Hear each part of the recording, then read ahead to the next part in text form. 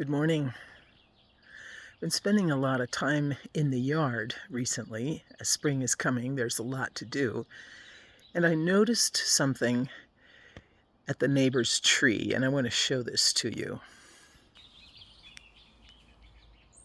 Look at that tree, and it's actually two trees, where the branches of one tree are rubbing up against the other, stripping that pine, that fir, that Douglas fir, of all of its needles. We had a tree like that in our yard a couple years ago, before we had the neighbor tree, the companion tree, cut down. And once the companion tree that was rubbing up against the pine tree was removed, the pine healed, and those branches and those needles all came back to where you would never know that the tree was scarred. We all have scars. We live with scars. Some of those scars come from our own choices, our own hubris and ignorance. Others were made by accidents. Some were perpetrated by other people upon us.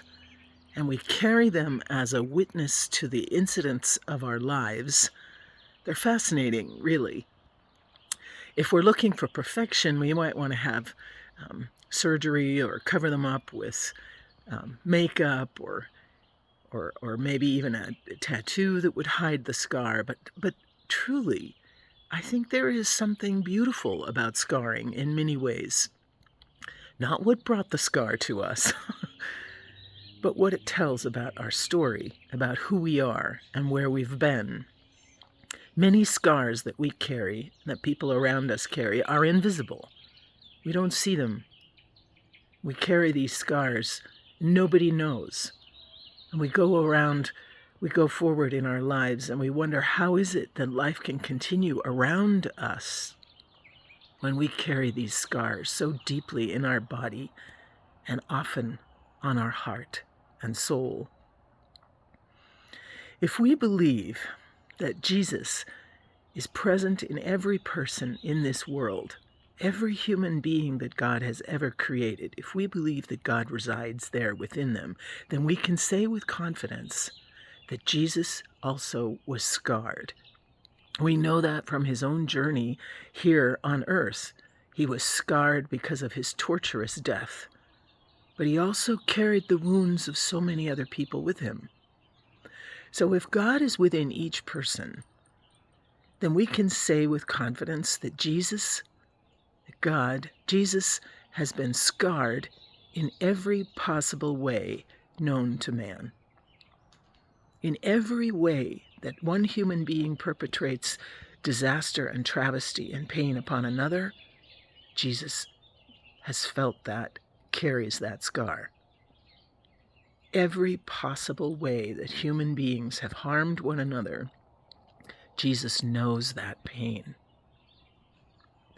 I'd almost want to stop there, except there's so many other things we can think about related to that reality. It's besides thinking, oh my gosh, how could we ever have thought that God does not understand us, that Jesus does not know our pain, that Jesus has not walked a mile in our shoes, because he has.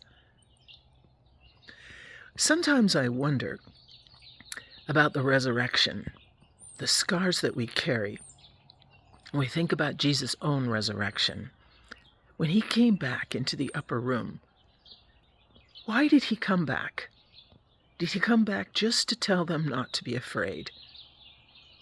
But then we have the story of Thomas. Thomas, here, come, put your hand in the scar in my side, the wound in my side, and trace your finger upon the scars in my hands. Jesus comes back to address the fact that his men are changed in terribly dramatic ways by his death. What does Jesus come back to say to you? What do you want Jesus to know about the scars that you are carrying? Jesus comes back on purpose, just for you. Tell him what you want him to know about the scars you carry.